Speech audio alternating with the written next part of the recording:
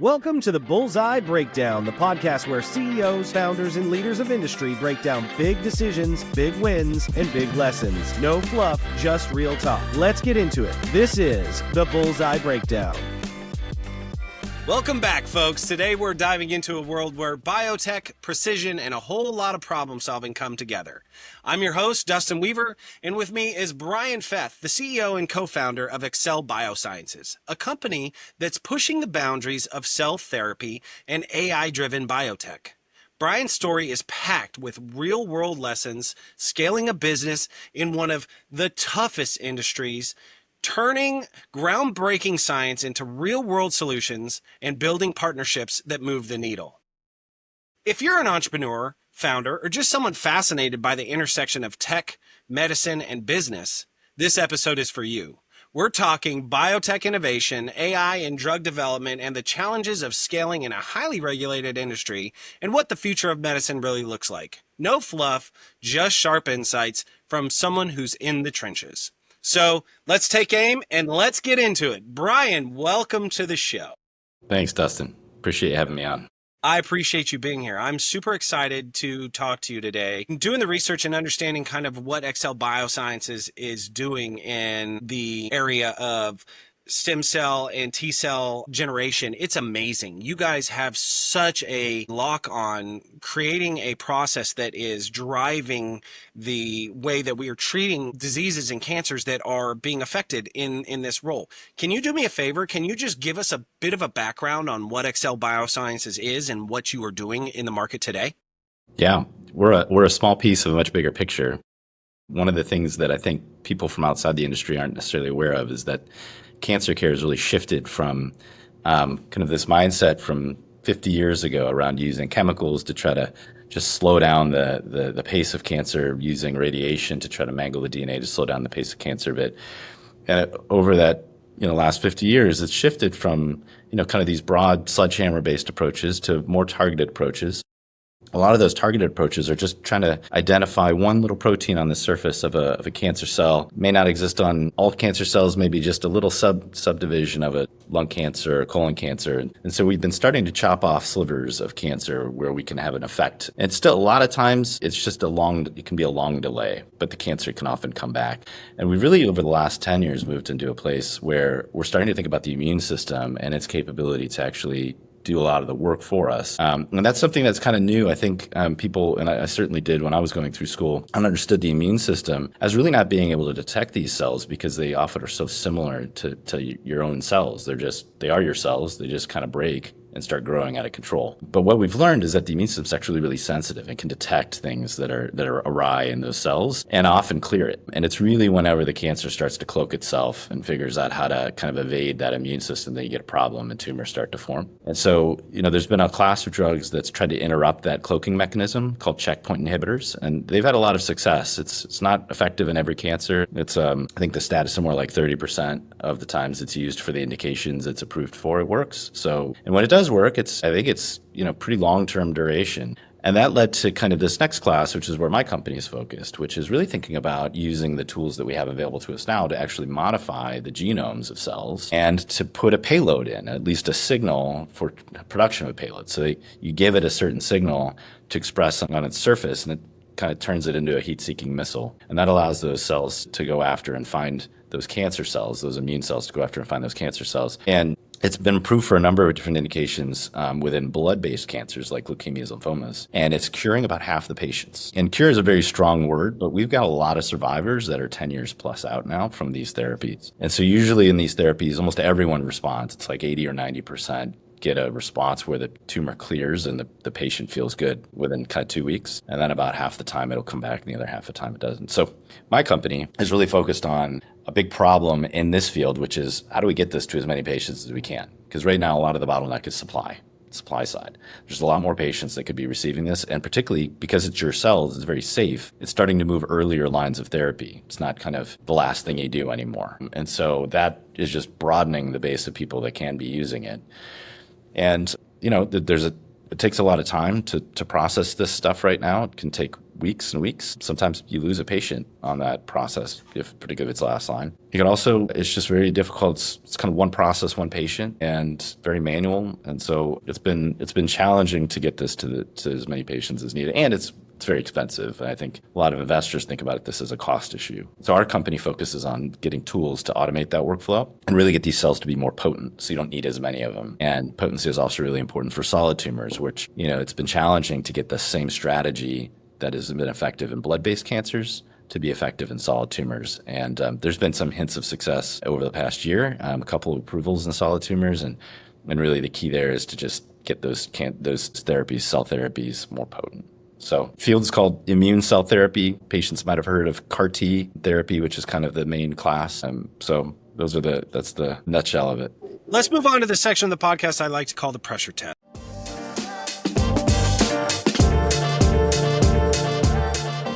And this is where we talk about where you're at with your company, where you're moving, and where you're headed down the road. Unfortunately, I know way more about this than I probably would have ever liked to.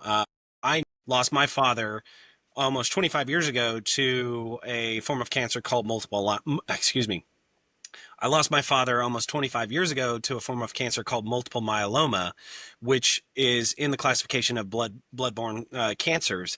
And I know where your industry has been, and to hear where you are now taking it is, I almost get emotional in thinking about it, because knowing that if it was 25 years later, I may still be able to have my father, who died in about 3 years from being diagnosed with the cancer from start to finish. And knowing that you're taking that out 10 years plus on a regular basis is amazing to me. It is something that, to your point, it's expensive. It's hard to replicate. And when you go into T-cell or stem cell transplants or therapy, as it has transferred over the decades, it's very hard, or it has been very hard on the patient. And I think that you're doing a lot to kind of adjust that and making it more palatable and a lot easier.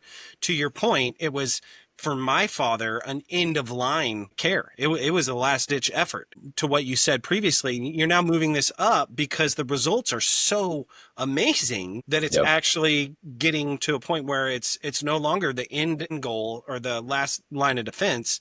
It may be moving into second stage, right? And you're almost to the point where it might be first stage. Yeah, so multiple myeloma is one of those indications that has been really impacted by this field, this class of therapies. It has a BCMA mutation that can be targeted. There's a drug called Carvykti that's produced by Johnson & Johnson and a company called Legend. And it's been very successful. It's currently for relapsed or refractory multiple myeloma patients. So has been later line. It got moved up to second line therapy this past year, last 12 months. And having attended conferences in this space over the last year, I think a lot of people think that we may be looking at a first line approval soon. And that changes, that's huge for patients. It is a curative therapy for a lot of patients. The challenge has been that Legend has been making this stuff about 3,500 batches, over the last year or two per year. They're talking about how to get to 10,000. That was part of the recent presentations, and how they're thinking about strategy is really building more factories and more workflows. It's just, one workflow, one patient. We need, more workflows if we want to treat more patients. And their addressable population is like 100,000 or more right now. 10,000 from 3,500 is a big deal. They're talking about tripling their capacity, but that's still 1/10 of what they could and should be able to treat if they had a workflow that was truly scalable. Yeah. And that's interesting too, to note, just in terms of what cancer research and cancer treatment is. We talk, well, first of all, I'm going to say it. Cancer sucks. It's the worst. It's affected almost every part of my family throughout my life, and it's not going anywhere. And so we talk about cancer research and curing cancer. You just identified a major problem in getting to that point. We might be able to find the cure for cancer, but the way to implement it to all the necessary people is so difficult and is such a scaling factor that it becomes almost impossible to reach the amount of people that might be afforded the ability to have it or would be benefiting from it in the timeline that they can actually truly benefit from it before cancer takes its toll, correct? Yeah, that's right. I mean, you can think of it so traditionally, the small molecular chemicals, you make in a vat, you get huge economies of scale, and a lot of that stuff is outsourced to other countries now because they can make it super cheap, and they formulate it. Maybe they ship it overseas here as a raw ingredient. We formulate it and we use it to treat a bunch of quality control around it. Which are this kind of that next stage that's really evolved over the last 20, 30 years, like antibodies, they figured out how to kind of scale and make mass production of that. It's not quite as scalable as chemicals, but you can get a lot of economies of scale.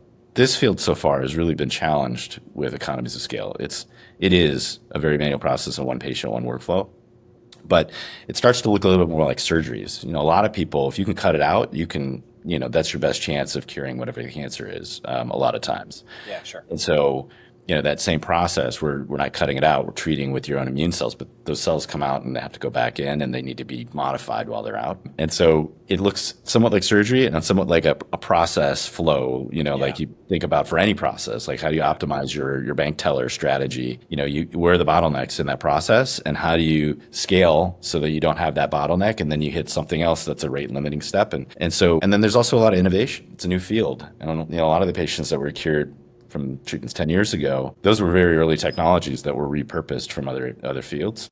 Yeah. Now we have kind of new best in class, and so you need to be able to kind of sub things in and out. And so that, it is a process-driven workflow with rate-limiting steps. And I think we're getting better. It's getting cheaper. We're creating automation at a lot of points that weren't there before. So I do feel like the field, it's going to continue to be supply constrained for a while, but there's going to be a lot of patients over the next 10 years that are going to be cured that wouldn't have been last 10 years as a result. And that's by and large to what Bioscience is doing with what your main goal is of limiting the amount of time it takes to create that batch of medicine and limiting, or the batch of cells, limiting the time or the amount of those cells that you need to create. And so thereby shrinking the process down to help to make the entirety of the process much faster and much more manageable on the large scale, correct?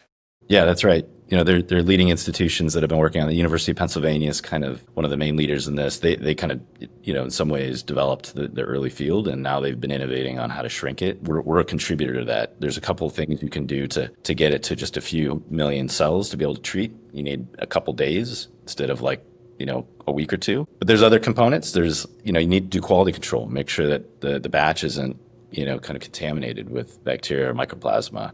Yeah. And those technologies need to catch up too, because right now, you want to check for sterility, you got to let it grow. So that's like a week of just waiting to make sure your culture isn't contaminated. So there's a lot of contributions to getting that. But we're proud to be, I think, a real key component of that, which is how do you metabolically shift these cells into a profile where they're much more effective, and thereby you need fewer of them, and that allows you to have a time frame for your manufacturing. And when that combine that with the other elements, you can kind of realize this goal of a short manufacturing workflow. And I think more importantly, 90% of cancer is a solid tumor. We're kind of just entering this phase of cell therapy for solid tumors. Like colorectal cancer, non-small cancer. There was approval this past year for a type of sarcoma, and then there was another approval for skin melanoma, which is obviously a big one. That's a big indication. And those, were effective enough to get approved, but they're kind of curing like 5% of patients compared to like half. Right? So there's a lot of work to do, and potency really matters. They're like treating with almost 2 orders of magnitude more cells than they are with these blood-based cancers. So, and that's because those cells just have a hard time getting the tumor. Once they're there, they have a hard time penetrating that really nasty environment that the tumor creates around it. And then they just don't have like the right energy reserves to be able to actually kill effectively in this very hostile environment. So we're sending the cells to boot camp as part of. Yeah, you're making super soldiers. That's right. And I mean, to put it into layman's terms, that's essentially what you're doing. You're taking these cells and you are amplifying them, turning them into superheroes, as it were, and thereby requiring less of them. One thing I want to make a note on, because I feel like you almost detracted to the fact that, like, I can tell that it might be in your mind something that is hard to be working with right now, that you're not as effective as you are with tumor-based cancers as you are with blood-based. But coming from, someone who has lost a parent to a blood-borne cancer, what I want our viewers to understand is prior to the implementation of T-cell stem cells and the advent that you guys are doing, there was no cancer to cut out. there was no clear path forward on how to attack that cancer and say, hey, we're going to give you an opportunity to have a successful remission or the ability to live another 10 years. So, in looking at where you might not necessarily be, front running and being as successful with how you are in bloodborne, I do not want to detract from the fact of what you have done with bloodborne cancers is unreal. It is amazing. And, even though I lost my father to it, I've been a part of numerous charities that raise money for it, and wholeheartedly, not as a podcast host, not as me, but just as a human being. I want to take a second to say thank you. Like it is super amazing what you're doing with that, and I know that you're going to get there on the actual tumor side of things. But to your point, it's a big glob of fortress of cells that, even if you're sending, I'm going to just carry this analogy forward. Even if you're sending superheroes into the mix, there's a lot of villains in there that they got to combat against. So I don't want to detract from what you're doing there, and make sure that you understand that there are some people in the real world that appreciate what you're doing. Yeah, I mean, the real heroes of this, the patients that have been advocating for broader awareness of this area, the Whitehead Foundation, Emily Whitehead Foundation has been a key one. They were just up on Capitol Hill talking about the need for continued funding of science. Carl June, Bruce Levine, Michelle Sadelaine, these are some of the early pioneers that took a risk when everybody else thought they were crazy for modifying and putting these cells back in patients. And this was, 12 years ago or so, whenever the first patients were treated. And, I think we're going to see some Nobel Prizes for these folks pretty soon. Yeah. Steven Rosenberg's another one out of the NIH. He pioneered basically just mashing up this is a solid tumor field I'm speaking about now, but mashing up the tumor, pulling the immune cells out, effectively waking them up. And they're familiar because they've been in the tumor, and putting them back in the patient. And that's also been frequently a curative approach. And he's been doing that for several decades. So I think the field is still early, but we're going to be hearing a lot more about it. And, it's been tough. Investors got really excited about this, maybe kind of peaked 3 to 5 years ago. But given the challenges in scale, they just started shifting attention elsewhere. So I think we're in a bit of a lull in this field in terms of attention. But the more patients that are cured and the more people that are aware of this, the more that there's going to be attention back into the space. 100%. Well, let's get into the business of it. I just want to ask you how you got to where you are today. I know you got your undergrad at Purdue and went and got a master's at Berkeley, both in science fields. Had you always known that you wanted to get into some form of cancer research? Is this something that developed over time?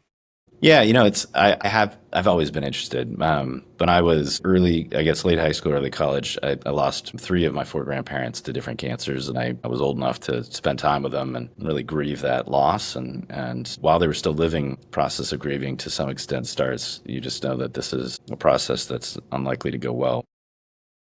And I think I was really motivated coming into undergrad at Purdue to kind of focus on, a meaningful impact, to get an education in science. Kind of quickly became the passion. And then I ended up doing a lot of research in cancer while I was at school. I managed a kind of like TA to class, I guess. It was called The Nature of Cancer.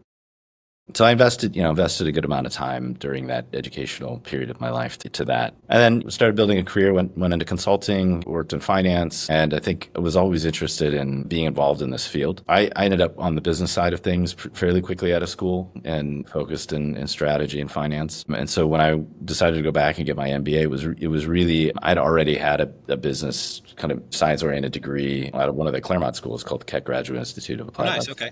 And that was right after undergrad. So I didn't really feel like I needed the MBA from a, business skills, practical standpoint. But I went back because I'd, been kind of soul searching and thinking after consulting and kind of thinking about what I wanted to be doing next. I spent a year in Africa and really got to see entrepreneurship at its grassroots.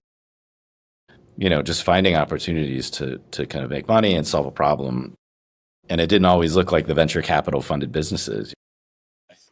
Kind of can be very basic. Some of the people that we worked with would go home on the weekends and they would buy 10 gallons of rice and then break it up into buckets and sell it into their hometown. So, you just saw that it's not as hard as it sounds and that, you just need to do it. And so that was kind of the thought process coming into Berkeley was, I'm really here to start a company. And I knew that Berkeley chose specifically because of the wealth of technical talent. And I went back, I'd actually done a fellowship at Berkeley in my undergrad, and went back and talked to that PI about the work that they'd been doing, and started this process of kind of looking at all the different science that was happening and evaluating what labs I might want to pull something out of. And then I kind of, that was kind of the thoughtful way of like, how do I systematically find an idea that I want to launch? But you have the problem of, is there a technical co-founder that's going to come out of that lab as well? Right. And then the other side is founder dating effectively through entrepreneurship organizations where technical people are coming to explore what it means to start a company. And I had some background working with angel groups, understood kind of the process of pitching and raising money. And so when I met my co-founder, it was through that process. He had some ideas out of his research that he was thinking about might be useful as a business. And I kind of spoke about what that might look like and where the opportunities might be. And then we ran it through one of the business school classes, which is a class called the Lean Launchpad. It's a famous business guru called Steve Blank who kind of created this concept of kind of this lean process of building a company. And one of the big points of Dogma is that startups are not just small versions of big companies. They really have to run this process of seeking out how to optimize your business model. And a lot of that comes through just getting out of the building and having conversations with people. And so we did like 100 phone calls with different researchers and doctors to try to kind of hone our business model. And then at the end of that, we decided we would do it for real. And we called back a lot of those people that we had talked to that were very supportive of us as students, and ended up getting a source of samples to be able to test out the technology. Found a lab space, and kind of built it out of that. Interesting. So, I think I resonated with my co-founder because of the concept that he had and the focus of being focused on cancer. It was a different business than it is now and kind of a different concept then, but yeah, sure. But I knew it wasn't going to come from me. The concept wasn't going to come from me. The technology really needed an external tech inventor. It's interesting. So you went about this in a way that, we talk a lot about bootstrapping. We talk a lot about, building up into mid-cap space on here. And you went the route of investment and startup in a true sense of going and finding investment into a product that you had a vision for, but you still had to pivot that across. And I guess one of my questions there that is maybe more about those early days is when you had to make the iterations on the company and as you were building out, had you already received funding? And had those investors already understood that this is where we were going? And then when you decided, no, we're going to shift this a little bit, what's that conversation like, with those investors to get them behind you to say, oh yeah, this is a good idea?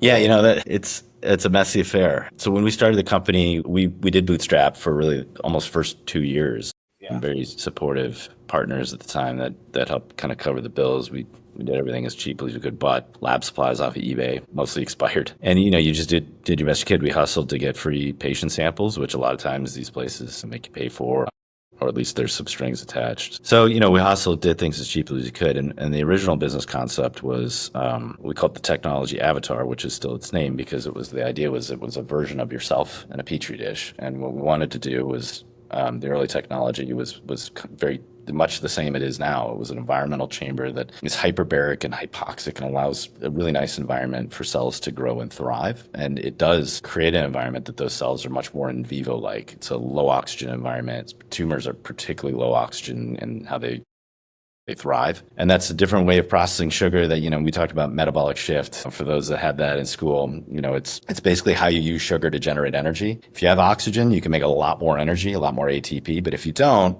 the process looks different. And it's a much more kind of lean process in generating energy. But that's what you need to do whenever you're in these literally hypoxic tissues. So the original idea was take a patient's tumor and grow it and then be able to test drugs on it. So it was a diagnostic company. We started setting up kind of this diagnostics workflow, CLIA lab. And then we started getting pharmaceutical companies saying, well, that's pretty neat. I would actually like to test my drugs on it. And so they started paying us, but the type of we thought it was customer was the patient, the doctor.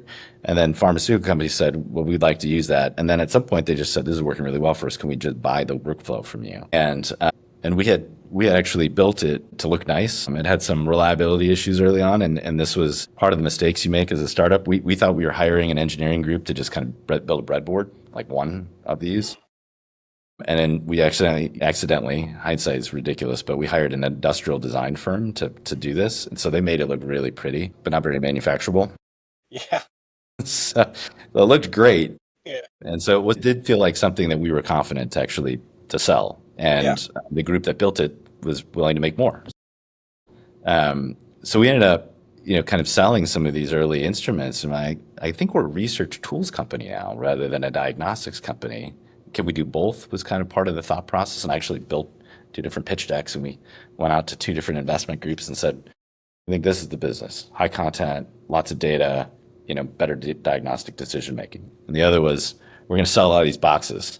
And what we found was that we got really far on this big data concept. There's a lot of tech investors that like big data, and biological data is something that often has barriers around it. So this was kind of interesting to them, but couldn't get it over the finish line. And then on the other side, we did have some smaller investors that were willing to write smaller checks, but appropriate for that business model, that basically said, I think there's something bigger here than, like, I see a path. You guys are going to generate some revenue. You're going to get a lot of voice of customer.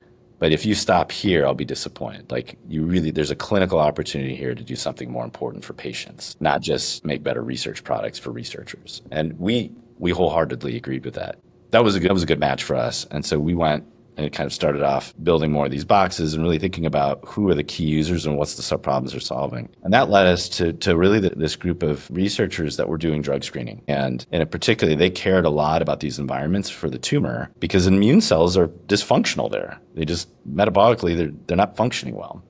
And they get exhausted and they're repressed. And so there were at this time a lot of researchers that were focused on cell therapy and about how to make it more active at the tumor site. So particularly, I'm talking about solid tumors now. Right. And so that we listened and we built another technology that was really focused on that specific application, just a generational version of the one we'd already built. Kind of allowed us to measure killing really efficiently. And then we found out something. One further step was that researchers were exploring how exposing these cells to conditions that would shift them metabolically, kind of prime them, would allow them to be more effective when they actually went in to do the fighting. And they saw some really outstanding results. Like, these cells were just really effective and persistent in killing.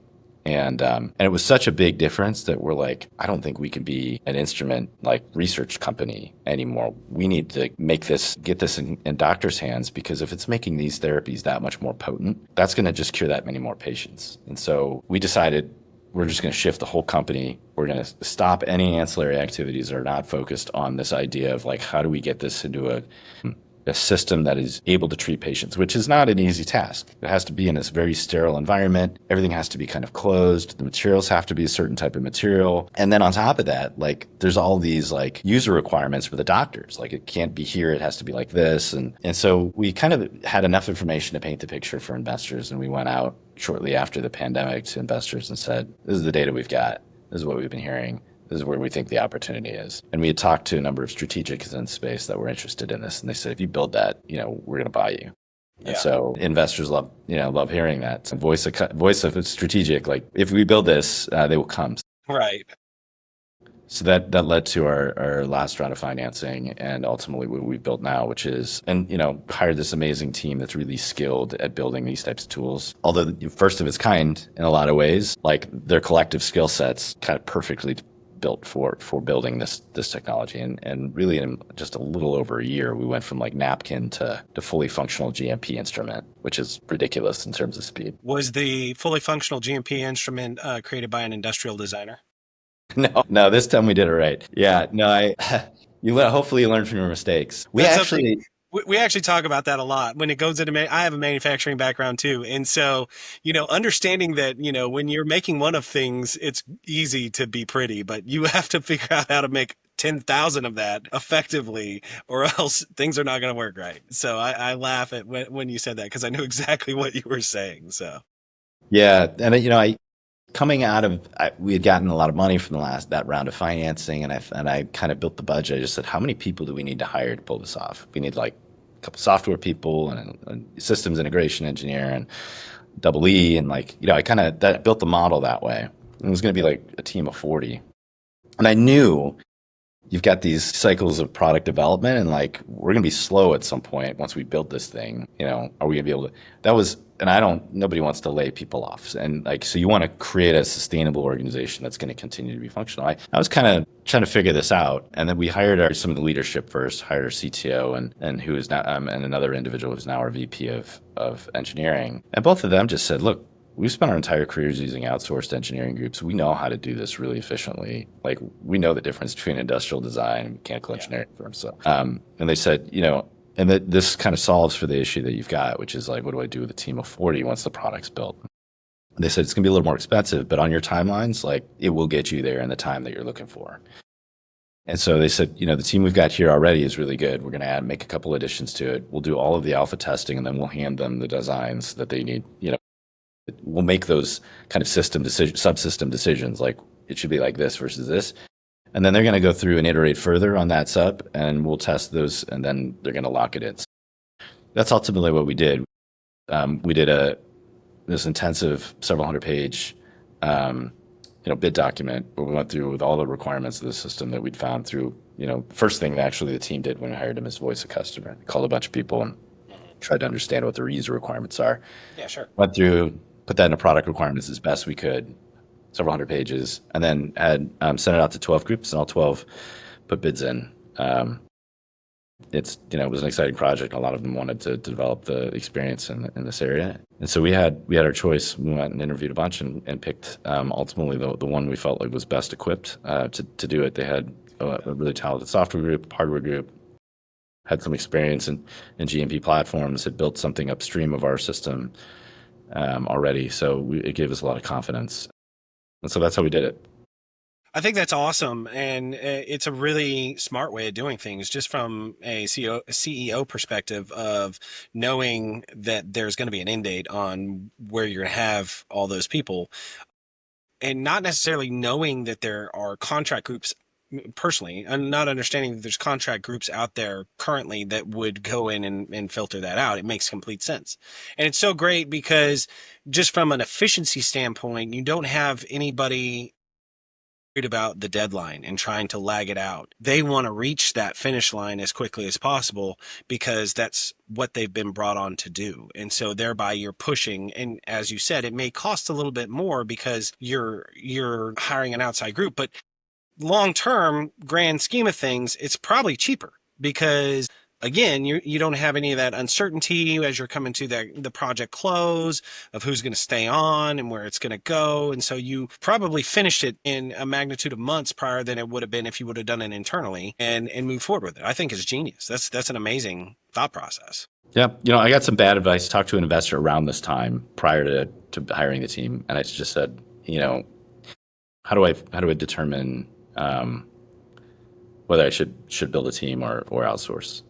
And so he introduced me to another hardware company, and the CEO was like, really kind of, there's a lot of them out there that are a little bit like, they're kind of jerks. And he had a lot of swagger and said, well, we hire our own engineers. I want the control. I would never trust anyone else to build something. Yeah. And it was, it's said with confidence. And I thought, well, making me feel small because we had outsourced our last product, and maybe that was his goal. But it was advice. I took it. And then I had another conversation with an engineer at a happy hour or a business plan competition or something who had lost his job at a company. I think it was a company called Intera. They built the workflow, and then they all got laid off. And he was like, yeah, that's kind of normal. That happens a lot, and it sucks. And I just, between those two things, once we had a couple of people that had kind of gone through this process, it was very obvious to not take the advice from the Well, and making that decision, that's, even if you were to make that decision and decide, a month into the process that, hey, this is maybe the wrong decision and we do need to go internally. Like you can walk that back and get out of that. Of course, it's going to cost you a lot, but then you can go and hire internally. The reverse of that is darn near impossible, like to hire a bunch of people and then fire them all. Like not only would it make you feel bad as a person, because I think a lot of people forget that, like, as CEOs, we have feelings. We're real people. It's not like we're just, well, apparently there's some that are just jerks. They're not invited on this, but like the reality is that, we do everything that we do on a day-to-day basis trying to make these decisions on what we think is the best path forward. And a lot of the times there may not be an answer, nor do we have somebody that we can go to and ask. Or in the scenario that you just described, you go and ask somebody and he's going to tell you something that maybe is not the information that you wanted to choose from. But I think that is an A way of making a decision on a B decision, and I talk about A decisions and B decisions, things that you can walk back easily and things that you really have a harder time of walking back on. Yeah, and to be fair, at the time we had a team of software engineers, maybe 5 or so. We were trying to figure out how to keep them and kind of use them as an adjunct to this team that we were using externally. In the end, they didn't have the right skill sets. And that's the other issue. When you're outsourcing some of this stuff, they could kind of pull people particularly if it's a larger organization, to have that exact type of double, electrical engineering experience you need for this. If you're using somebody in-house, you kind of need to, you're limited by what their skills are. And you end up having to pay more anyway for them to manage somebody externally that can support it. So we did do a layoff to kind of adjust the team to be able to be the right size and complement to the external team. But that was probably one of the worst days I've had, because it was, for us, it was a big number for our small team. How many people were you at that time? I think we were like 28, and and there was 8 people that we let go that day. That's tough. It was tough. It was really hard.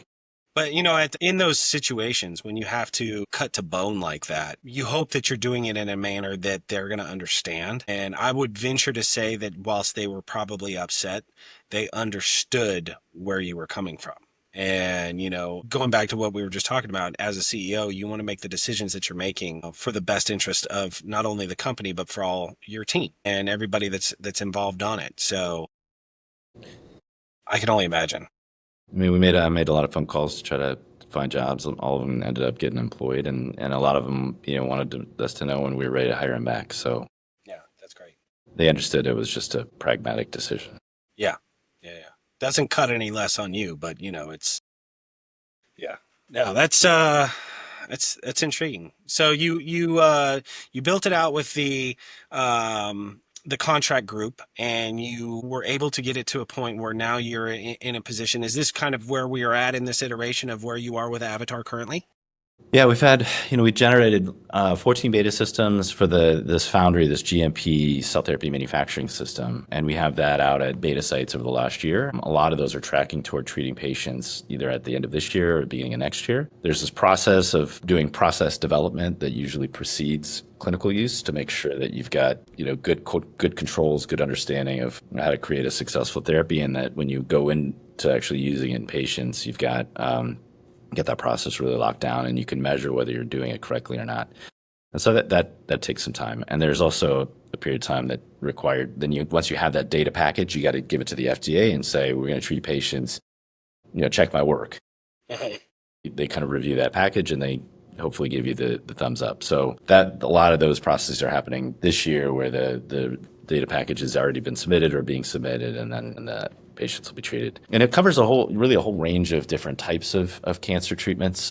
A lot of them look like the traditional kind of CAR T that I mentioned, which is that classic modified therapy. We have a few other partnerships that are on something called TCRTs, which are kind of a similar approach. And then we have a couple of partnerships in this TIL workflow, tumor infiltrating lymphocyte, which is that MASH step tumor I was talking about. Yeah.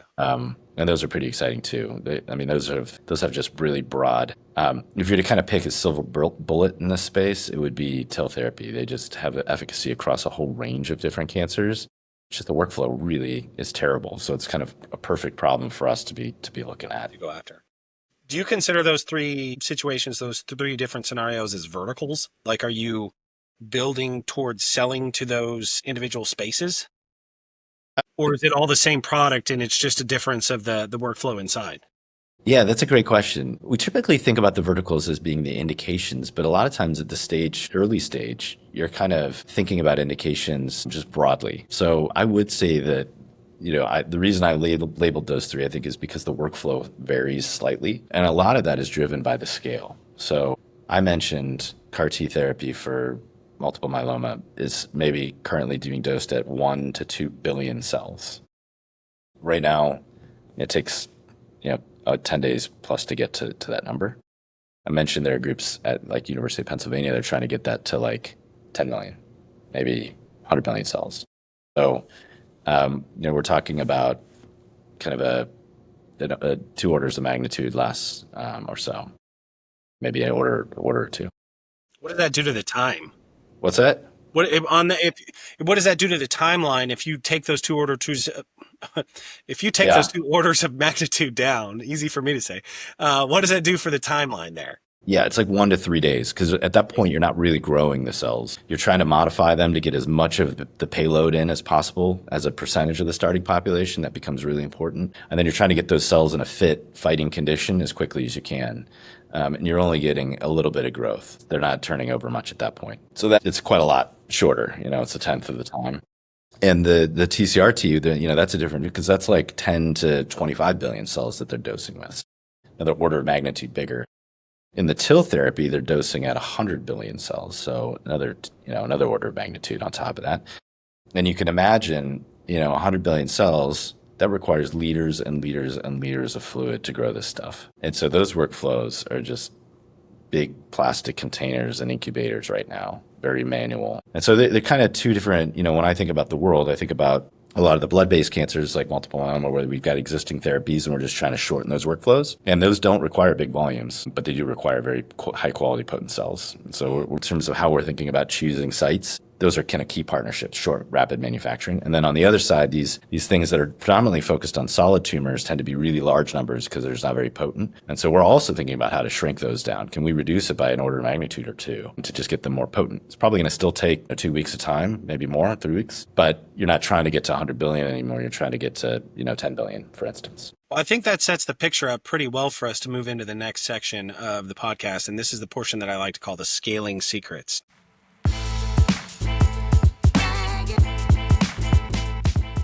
You've done a really good job of explaining where your company sits and how you have gotten to the space that you're at. In biotech, and specifically your version of biotech, it seems like time is a very large portion of what you're dealing with. How do you effectively set yourself up to scale, to move the company forward, and know that the next steps you're taking down the road are going to grow the business for yourself and your investors? Yeah.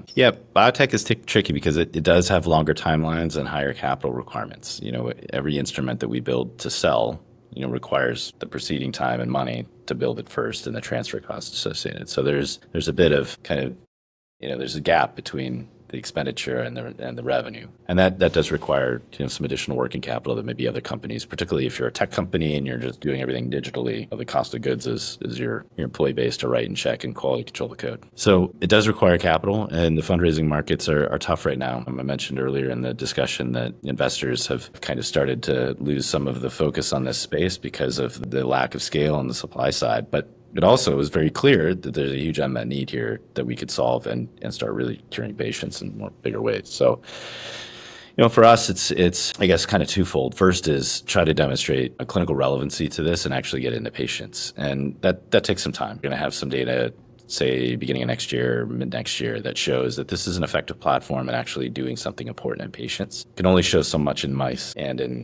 kind of in vitro assays and plates. And so that using it in patients and showing that the things you've shown preceding all the exciting data that we generate date holds true and is actually useful in curing patients. And so once you've done that, then it becomes broadly acceptable to be able to use this across an industry. Until then, you're going to get groups that are willing to take risks, that are willing to, their need is so poignant that they're willing to try something that can solve for that. And a lot of those beta sites that we're working with right now, they're kind of in that mix of, the only options they have are workflows that just really suck. And they know that even if they get good data in this first clinical study, as they grow, that workflow is just not going to be scalable. And I mentioned that 3,500 to 100,000, a lot of companies see that lesson. And so they're starting to think about how do we create automated workflows or get involved with automated workflows early. But not everyone is, okay taking risks on new technologies. And so once you've got that clinical data, that really opens the door to much broader scale. So until then, it's being able to show that the price points and that the kind of the pull through on consumables that we're going to be selling, is kind of the bags that are used, and that the early adopters are in spaces that are relevant and useful. And then getting a funding round basically to be able to kind of bridge from now to clinical data, and being able to then have capital to start really scaling, and just like every other industry, hiring sales reps, hiring marketing, and just really trying to get this in front of as many cancer research centers and academic centers that are focused on this area, as well as a lot of pharmaceutical companies that are focused on these therapies. Yeah. And doing that early. Part of the challenge and I guess trick in this field is you can't just walk in to an approved product and say, use my thing instead. Because the FDA made a decision on this workflow and gave you an approval. And if you want change, you got to go, you have to go and lobby the FDA to allow a change. And if it's a significant change, like a new tool, they're going to make you redo it to the trials to be able to show that the data is consistent or better. And so a lot of the groups that are focused on new technologies are not the ones that are struggling with throughput right now, because it's a real pain for them to change. They're looking at startups and mid-stage companies, or therapies that are coming at these big companies, but earlier in the pipeline, where they can spend the time to do the process development, make sure it works well, and then move it into patients. So you're starting early, you get locked in when you move into the clinical studies. Ideally, they love it, and then you're moving out commercially with them, and they're buying a lot more systems to go to all these different sites. Yeah, you're kind of offhanding just talking about all these different segments of what it takes to get in here. And I really want everybody to understand how much time we're talking about here. Because like a typical clinical trial or a clinical study that you are referring to is not 2 weeks long, right? No. Like this is something that's going to take some time. What is that standard kind of timeline for you guys? I mean, probably the shortest that you could do a clinical study in is 6 months. Most people that are doing, and that would be like a phase 1 and a really rapid one. Most people are doing, 2-year, 3-year clinical studies. And it depends on the indication you're going after. It can be, some of the limitations is just the amount of time it takes to recruit patients. So that can be a challenge. And then, there's a money aspect to this. If you want to recruit more quickly, you have multiple sites. That requires, duplication, triplication of your costs. So there's kind of this trade-off of how expensive is the study going to be versus how many patients do you need to recruit, and how challenging is it to recruit. So yeah, it's, for us to get clinical data, we're talking about next year, the assumption is within a kind of a 12-month frame, we'll be able to get some phase 1 data. And that's, I think, realistic. But as we move into later stage studies, those can take years. We actually have some experience. There's a company that was in the news lately. They were just acquired by a private equity firm called Bluebird Bio. And we had done some work with them starting in 2016, 2017. They developed an assay to validate sickling of their. So let me just step back. This company makes a gene therapy where they modify a patient's gene in a blood stem cell so that a patient that has sickle cell anemia, where the red blood cell sickles, is fixed. And when they do that gene modification, it doesn't get to every cell. And so what they want a certain number of cells that have been properly gene modified before they put it back in the patient, so they don't have to come back and do it again. And so they use our system to verify or validate that the gene had been edited in a certain amount of the total cells, and then they release it back to the patient. And so we started off kind of in this preclinical, before they even treated patients. They bought a couple of our systems and were using it to develop the assay. Bought some more systems when they moved into their next stage of clinical studies, and that took a number of years. And they got their approval at the end of 2023, and then there's more systems being bought now. So it is a long timeline, and the goal for us is to not just pick a couple of winners, but really invest broadly, and that some of those are going to come through and really be winners.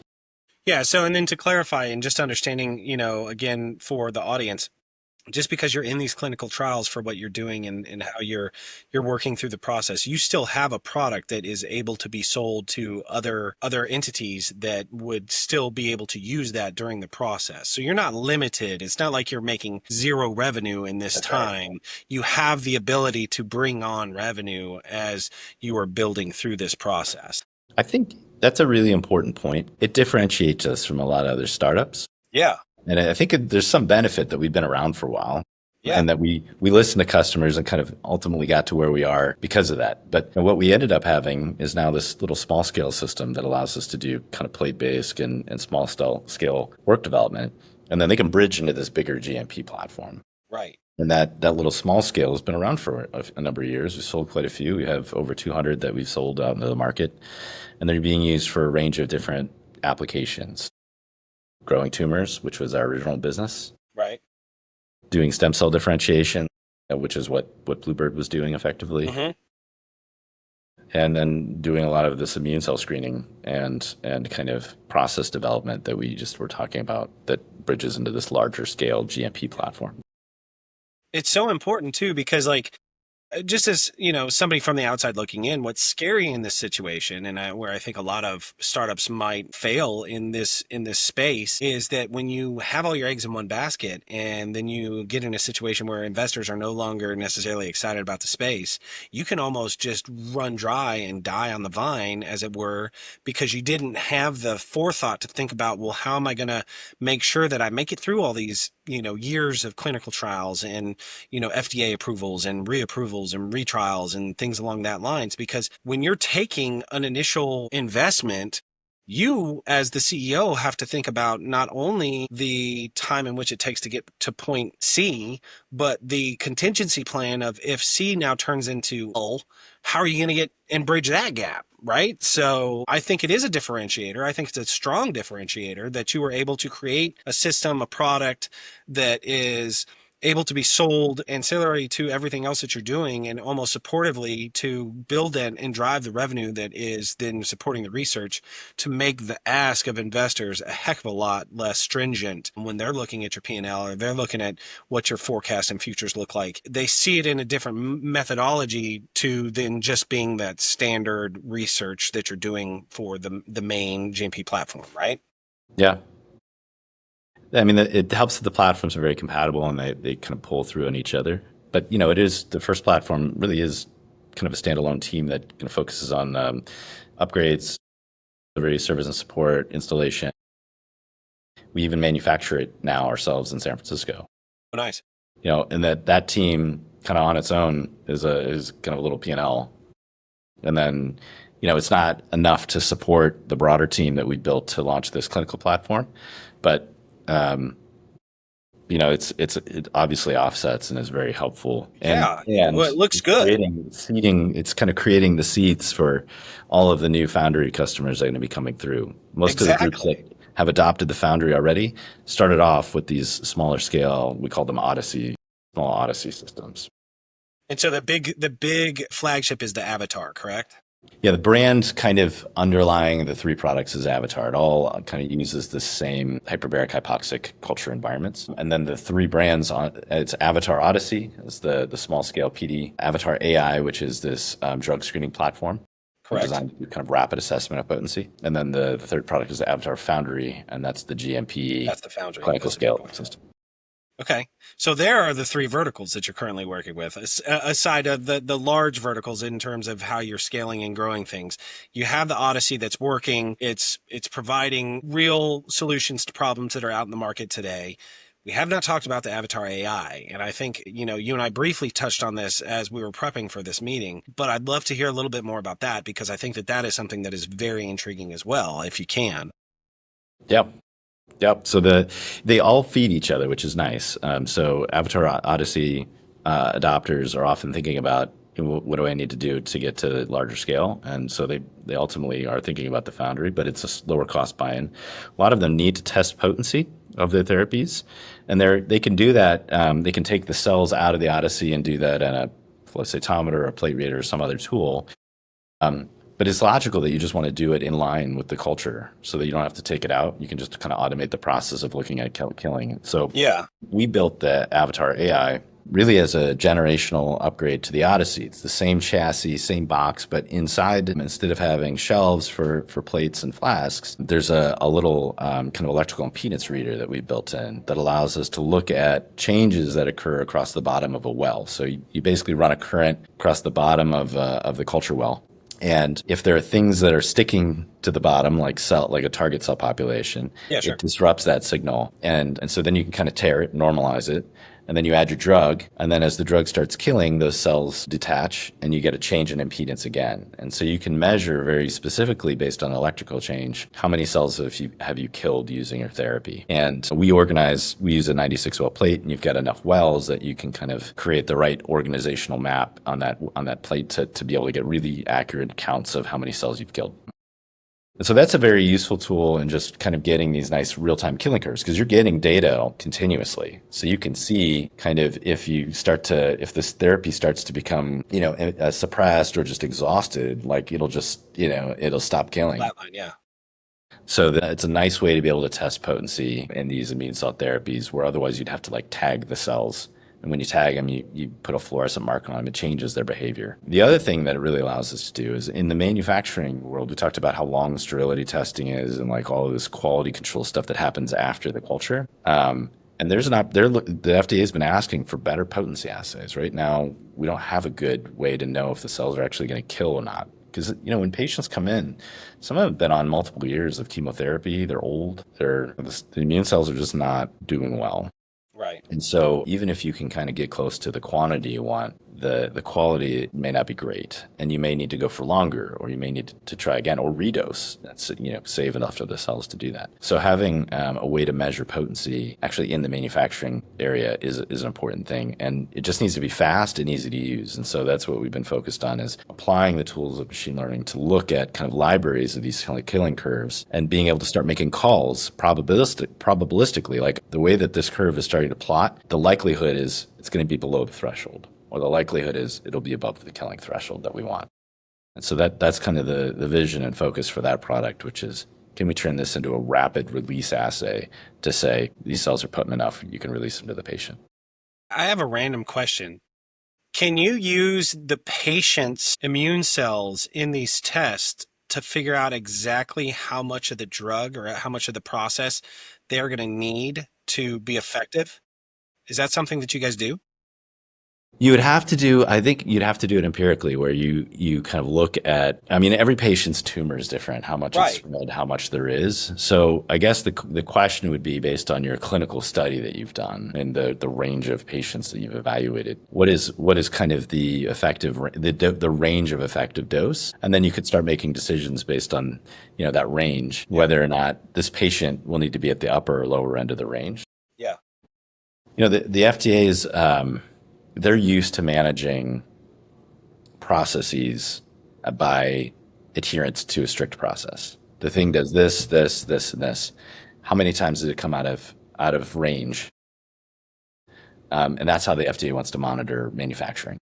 The reality is, when you're dealing with patient cells, there's young patients, old patients, big patients, small patients, and like they all are different. These are living therapies. And so in some ways, like the regulation kind of should look more like a surgery, where the doctor is making decisions in kind of real time. But when the manufacturing process, you've got enough input-output sensors, you can start to look at how that thing is growing, maybe the metabolic activity, how's it metabolizing sugar, and start to make some decisions about the quality. That can change. Maybe you grow it for 14 days instead of 12, or maybe you grow it for 5 instead of 3, or you cut it off after 3 days when you normally wouldn't. So I feel like there's an opportunity. If you have a really thoughtful way of setting your endpoint criteria for dosing, like let the process self-optimize into that. But we're just not, the FDA is not, they're not ready for that. And the field for AI is just so new still. Yeah, well, and that's so intriguing to me, because ultimately in my thought process, in my non-medical brain here, I'm thinking of how you optimize the process to make it make sense for each individual patient, right? And if the product, is being limited by the time in which it takes to make it and the efficacy, I'm not even going to try. Efficacy, there we go. If the efficacy of the product is also an inherent issue across that timeline, if you knew, like on an individual patient basis, if you could track and trigger and figure out what their dosage really was, then on the grand scheme of things, you're not having to waste time on the development of that treatment for that individual. And that's where my mind was taking it. I'm sure there's probably a lot of red tape that you would need to go over and go through to get to that point. It just, as technology changes, it seems like it might be a good way to help speed up the process. Yeah. Yep. No, I totally agree. I think it's coming. Yeah. It's just, a lot of it's new. So we just got to give it some time to work its way through. But, to credit to the FDA that we've had a CAT meeting with them. We talked to them about this concept. They all kind of understood it. We're agreed that this is something that needs to happen. So, I think they're working on, continuous improvements using AI already. There's been a number of kind of requests for, comment on some of the things they're thinking about with how to use AI effectively. So it's probably not just putting it into ChatGPT and asking a question. No, that one. Yeah. Well, that's a great segue, though, into the next section of the podcast. And this is what we like to call the market edge.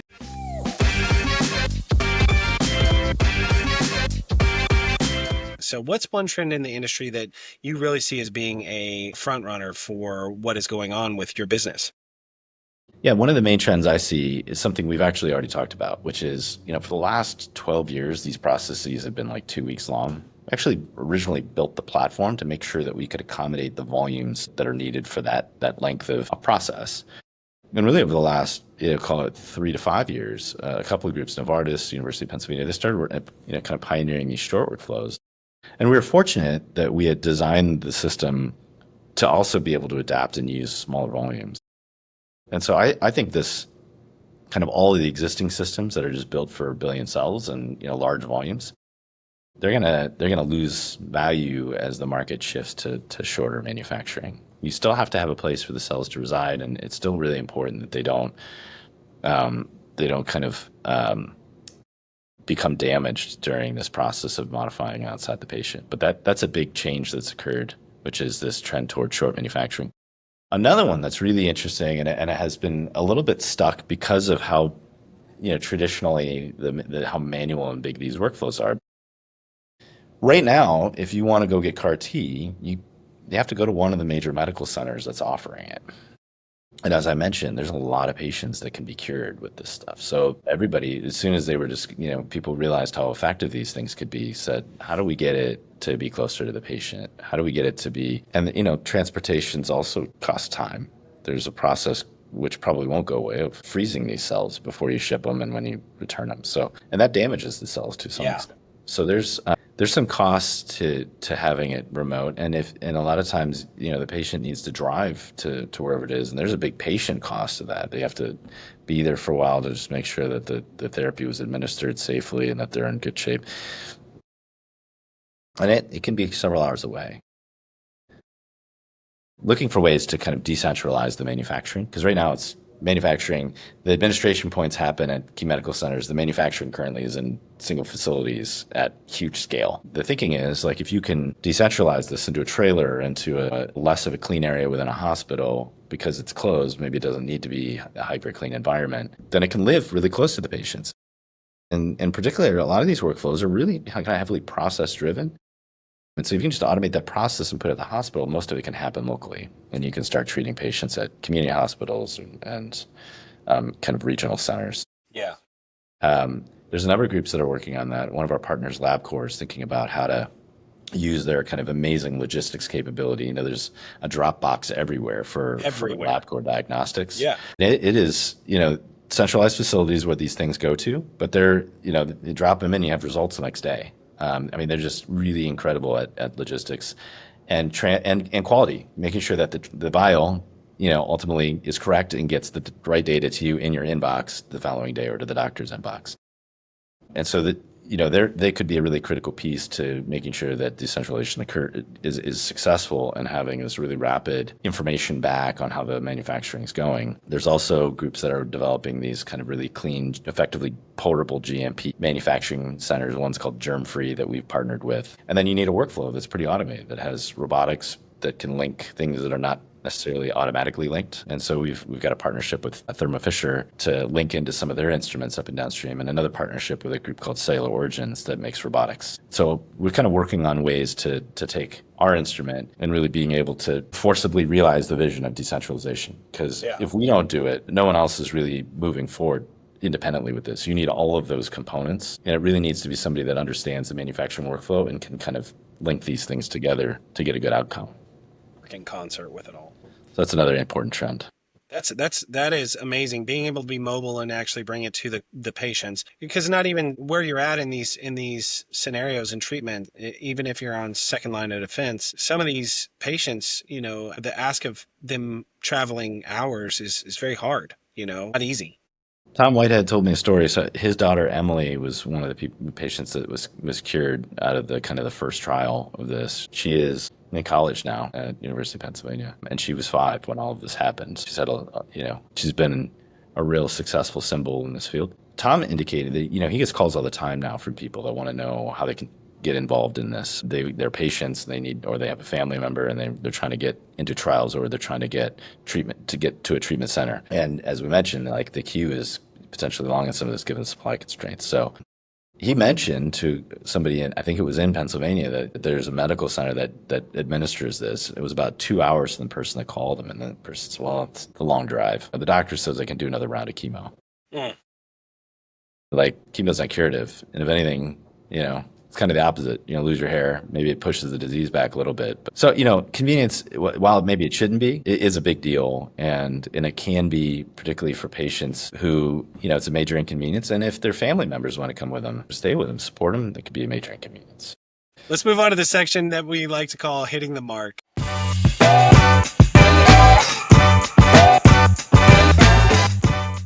And this is an opportunity for you, Brian, to just tell us how you guys are really nailing it. What are you guys doing over at Excel Bioscience that is top class? What is the thing that you're most proud of at this moment? And I know we've talked a lot about everything that you're doing, and it's hard to pick kind of one thing out of that, but I'd love to know what you feel like you guys are doing the best at. Yeah, in the stage of company we are right now, every single relationship we have matters so much. And I think the team has really stepped up to make sure that our ability to kind of provide, kind of a strong backbone to kind of every system we install, make sure that we are going through the process of running every experiment that these groups are doing, and make sure that when we hand it to them that they're going to be successful, and we know exactly what the likely outcomes are going to be. Just really, I think that convergence of the engineering team that's built the thing, the process development team internally here that's going through and validating each one of those workflows, and then the customer relationship group that's kind of really going to each of those partners and understanding what their needs are, and kind of trying to adapt the things that we're doing here to make sure that they translate well. And it's a small team, and just the cross communication has been really successful. And even in small teams, sometimes you can get siloed. And I think it's a testament to, the quality of the team that we've built. Every player right now is just grade A, really top tier individuals, top of their field, and it shows. And I think the ability then to work seamlessly without drama, and it's just a really functional team, and that's allowed us to deliver, I think, a really great beta program to date. And now we're kind of shifting this, to move more toward commercial, and making sure we have infrastructure set up to do marketing, to make sure that we are able to deliver kind of a scale of outreach to new partners, and then translate all the data that we've been generating, because we have tons of data, and all of it is coming from external partners. And then, we've got a lot of data from the last 10 years as well. And kind of moving all of that into kind of a coherent message has been something that the team has done really well as well. I would say that is a good point to have. And from an outsider's perspective, looking in and being in similar shoes of building out teams and developing different departments and to work in concert with one another, what I hear in that is that your leadership is really doing a lot to build that. So I would give yourself a pat on the back, because that means that something's going right over there. If you feel like you're getting through a day without any drama and nobody's siloed, that's a big win in anybody's book. Doesn't matter what you're doing, so. But that actually leads us directly into the signature segment of Bullseye Breakdown, and that is the best bad advice.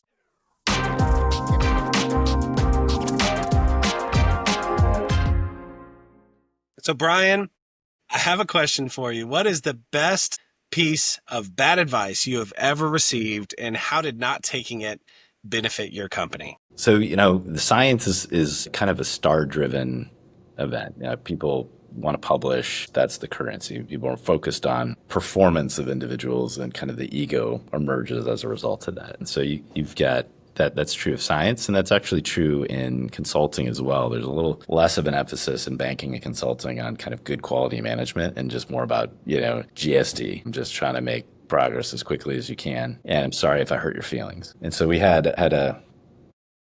somebody that was underneath me. I was kind of early manager, learning how to manage effectively, and this individual was kind of slow to respond to requests for information, and kind of, we're working on scales where everybody's there till 2 a.m, and people disappearing for a while is not a helpful thing. And so I was asking for advice. How do I, kind of course correct this individual to kind of get them to be on our timeline? And he suggested that I just grab them by the shirt, just really shake them Physically.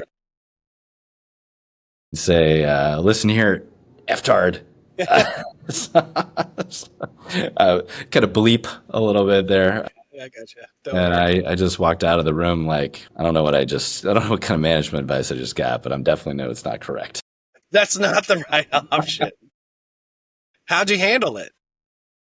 I just ignored. I mean, I literally just ignored him. I did have a conversation with the member, my team member, and just explained to him that I probably used comedy a little bit. Like I had just gotten some really bad advice on how to, and I'm going to try to give him. I'm going to try to do better.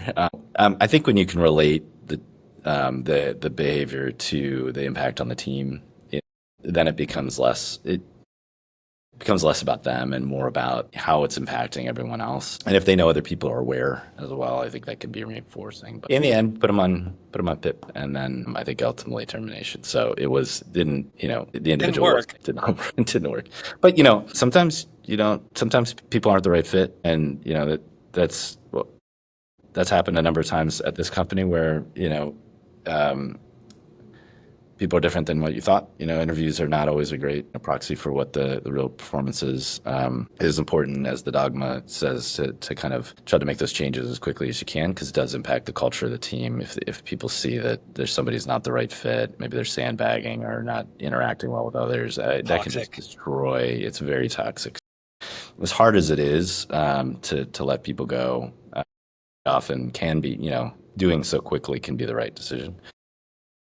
And so, I often think about building teams as kind of pruning a bonsai. It's a slow process, and sometimes it can change the form very quickly if you clip correctly. If you cut off things you shouldn't, it can damage the team. So, but the whole time you're trying to grow and make it better and stronger and bigger. Yeah, that's beautiful. That's a great analogy. I like that a lot. All right, well, let's move into the takeaway shot.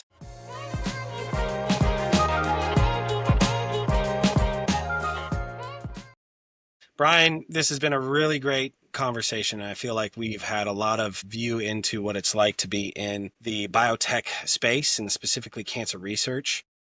If you could leave our listeners with one piece of advice, what would it be? I think, this kind of idea of grit is getting some, kind of circulation in the startup circles as being kind of a core requirement to be successful. And I think there's a lot of truth in that. It's not giving up and not kind of taking no for an answer. And practically that means having plan Bs, even though it costs some money and time to do that, and creating flexibility in your business plan. I also think, kind of business dogma, but listening to customers allows you to have that flexibility correctly. So the fact that we were out in the field, starting at our early relationships with some of the pharmaceutical companies, they just said, gee, I'd like to buy that thing, and I'm doing these things with it. And I thought, okay, well, there's a phenotype of somebody that wants to buy it that does this thing. Maybe there's more.